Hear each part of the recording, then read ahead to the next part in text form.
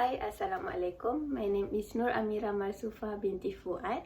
So in this video, I want to answer the question for the assignment in subject Air Freight Management. This assignment is about Etihad Cargo surviving through the pandemic.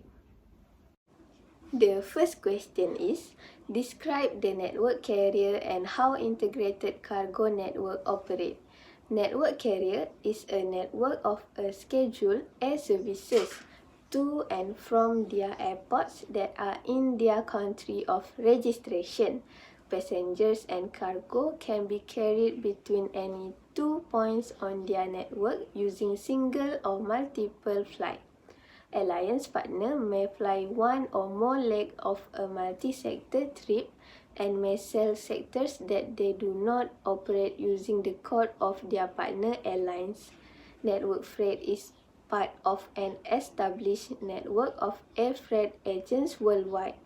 With this strong network, it enables us to work more efficiently in delivering the cargo in terms of optimizing space and transport time, which then translate to a more competitive pricing to consumer. So how do integrated cargo network operate? Integrated cargo network operate between the two partners that will provide each other with cargo services and bidirectional trade. The passengers will choose the network airline based on factors like standard of service and frequent flyer awards and often trade-off convenience. These factors are put into consideration in order to obtain an attractive fare and lower price. Question number 2. Explain the idea low-cost carrier are able to provide more service to freight forwarder. Low-cost carrier is an airline that is operated while focusing on minimizing operating costs and without some of the traditional services in the fare. It results in lower fares and fewer comforts. Almost all low-cost carriers have up to now operated short or medium-haul routes with narrow-bodies aircraft. These aircraft have very limited lower deck capacity of cargo once they are usually full passengers loads and their checked bag have been considered. The low-cost carrier business model reduces their costs using several of these practices. First, it operates just a single aircraft type, which results to a standardized fleet of lower training and maintenance costs. Second, it offers simplicity in their service, such as charging one-way ticket half that of round trips, and typically, fares increase as the plane fills up, which rewards early reservation. Third, it develops one or more bases to maximize destination coverage and defend their market. Fourth, generate non-flight revenue. For example, charge a fee for a pillow or blanket, baggage handling, and seat selection.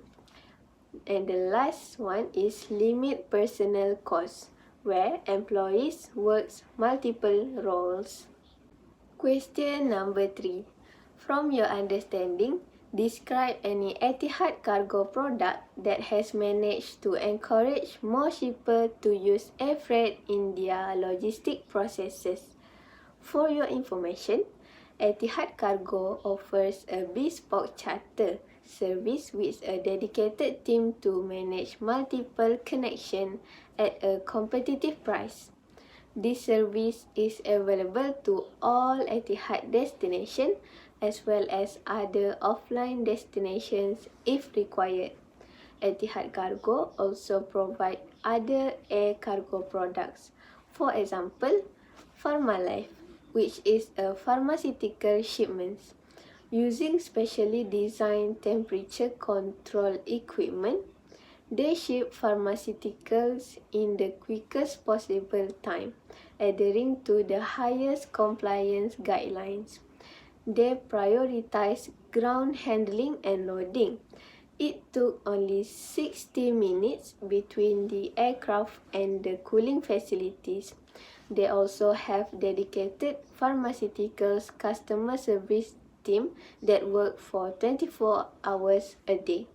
Second, they have Fresh Forward, which is a design to make the process of moving fresh fruits, vegetables, dairy, fish, meat, and flowers. They have a dedicated perishable center in Abu Dhabi, temperature control storage space, and food safety management protocol. Third, they also have sky stables where they transport horses quickly and safely by air.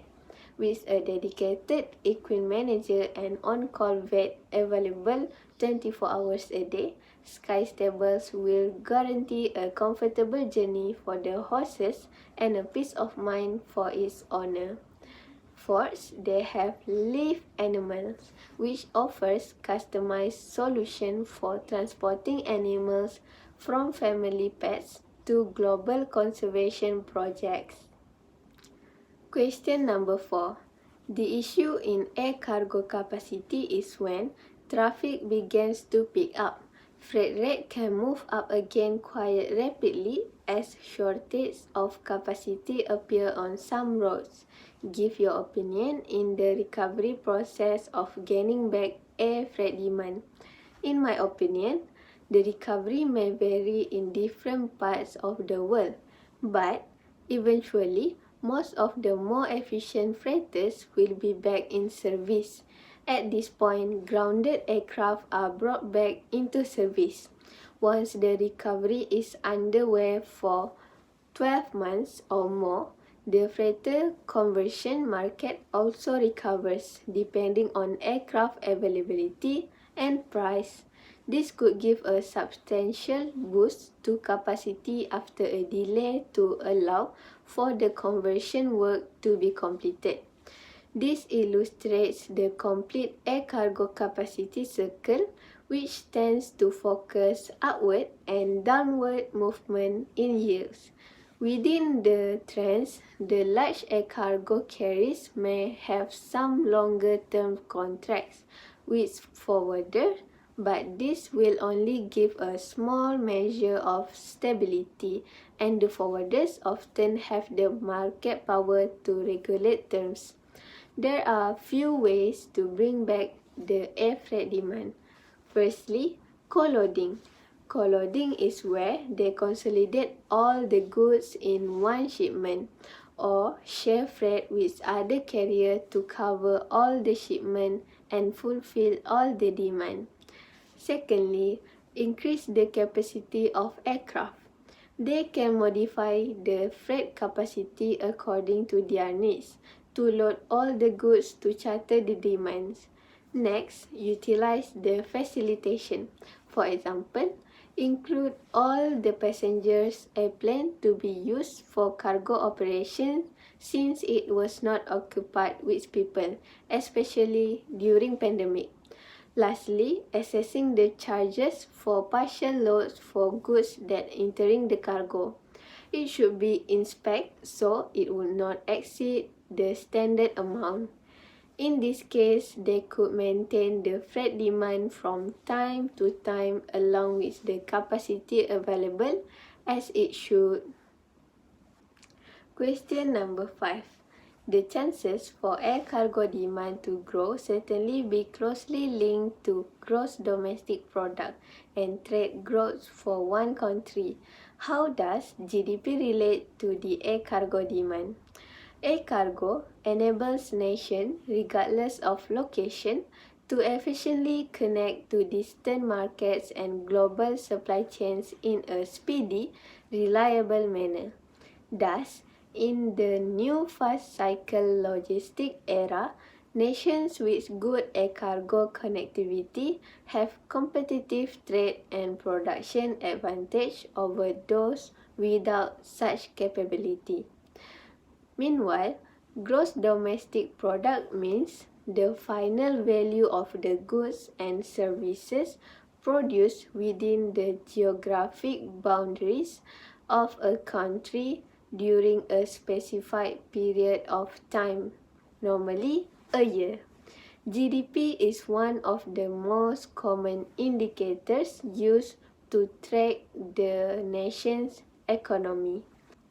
So, how does GDP relates to air cargo? Important aspects of a country's GDP is balance of trade, because the total value of goods and services exported by domestic producers exceeds the whole value of goods and services imported by domestic consumers. GDP increase when there is trade access. Competitive advantage that have been documented is fundamental to economic development. The latter typically measured by gross domestic product or GDP in aggregate or on a per capita basis. There is an established statistical relationship in turn between levels of air cargo volume and both GDP and GDP per capita. Zero-order correlations for 95 nations reveal that by knowing air cargo volume, we can predict either GDP and GDP per capita with over 90% accuracy, and vice versa, given mutual causality. Even though highly interdependent, air cargo tends to lead trade and GDP growth. For example, in the United States, between 1992 and 2002, GDP expanded by 38%, trade value by 57%, and air cargo value by 83%. Examining multiple nations for longer time periods, growth in trade has substantially outperformed GDP growth. Likewise, air cargo growth has substantially outperformed trade growth. So that's all from me. Thank you.